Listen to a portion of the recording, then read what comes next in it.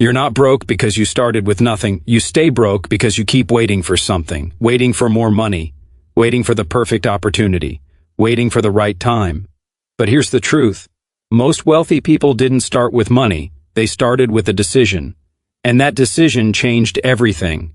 Because wealth doesn't begin in your bank account, it begins in your behavior. And if you don't fix that first, even $1 million won't save you.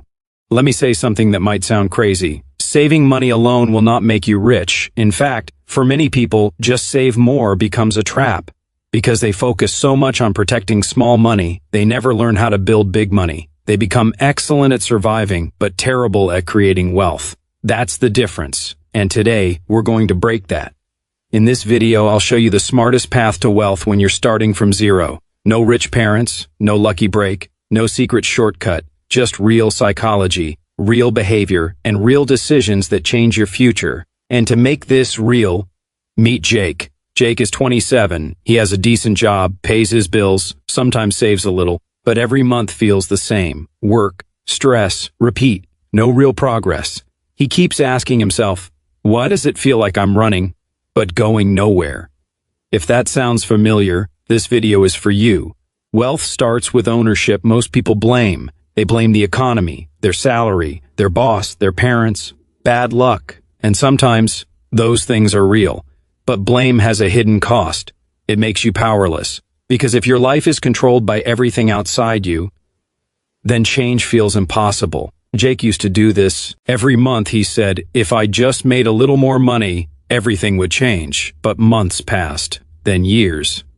Nothing changed because income wasn't the real issue. His habits were. Psychologically, blame protects your ego. It feels safer to believe life is unfair than to admit your choices need to change. Because ownership is uncomfortable. But ownership creates power. The practical fix? Start asking a different question. Not why is this happening to me? Ask what am I doing that keeps this cycle alive? That question changes everything. Because once you own the problem, you can finally own the solution. But this isn't even the biggest trap, because the next one quietly destroys almost everyone. Comfort is expensive. People think wealth is risky, but staying comfortable is often the bigger risk. Jake had one job, one paycheck, one routine. It felt safe, predictable, but safe can be dangerous. Because when your entire life depends on one income source, you're not secure, you're exposed. Most people stay here because the brain loves certainty. The brain would rather choose familiar struggle than unfamiliar growth. That's why people stay in jobs they hate, why they avoid learning new skills, why they delay starting anything. Not because they're lazy, because uncertainty feels like danger. But wealth requires discomfort, learning, selling, failing, trying again. The practical fix? Build one extra stream, not 10. 1. Simple side income. Don't chase fast money. Build proof. Because the first extra dollar you make outside your job changes your identity. It tells your brain, I can create income. That belief is powerful. But wait, even people who earn more still stay broke. Why? Because of this next mistake. Income without control is just noise. Some people earn $3,000 and build wealth. Others earn $10,000 and stay trapped. Why? Because income matters less than behavior. Jake got a raise. He felt excited. Finally. But 3 months later, nothing changed. Better phone, more eating out, more subscriptions, same stress. This is lifestyle inflation, and it destroys progress quietly. Your brain links success with reward.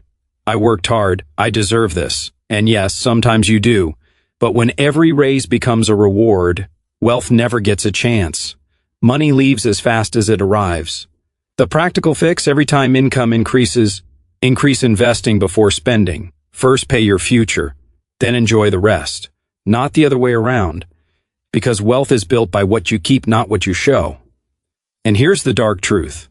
Sometimes the biggest enemy isn't spending, it's identity. You act like the person you believe you are. This one is deep. People don't rise to their goals, they fall to their identity. If Jake secretly believed, I'm just bad with money, guess what happened? He proved it again and again. Late payments, no planning, avoiding numbers. Because identity drives behavior. Your brain always tries to stay consistent with who you think you are. If you believe rich people are greedy, you'll unconsciously resist wealth. If you believe success is not for people like me, you'll sabotage opportunities. This is why mindset matters, not as motivation, as programming. The practical fix? Change the sentence. Stop saying, I'm trying to be better with money. Say, I am someone who builds wealth. Sounds small. It's not. Identity creates standards, and standards create actions. Jake started small, tracking money, reading financial books, making intentional decisions, not because he was rich, because he became the kind of person who would be, and that shift changed everything. But there's still one silent killer left, and almost nobody talks about it. Instant gratification is quiet poverty. The problem isn't that people want more. The problem is they want it now. Fast dopamine, fast spending, fast comfort. Slow wealth can't compete with fast pleasure. That's why people know what to do, but still don't do it. Investing feels boring. Building skills feels slow. Discipline feels invisible. But ordering something tonight? That feels real. Jake noticed this. Every stressful week ended the same way. Small rewards, random spending, temporary relief. But relief is not progress. Psychologically, this is emotional spending. You're not buying things, you're buying feelings, control, comfort, escape. The practical fix? Delay the decision. Not forever, just 48 hours. Create space between emotion and action. Most bad money decisions die with time, and most good wealth decisions require patience. Ask yourself, do I want this or do I want the feeling? That question can save years. And then, Jake had a realization that changed his life.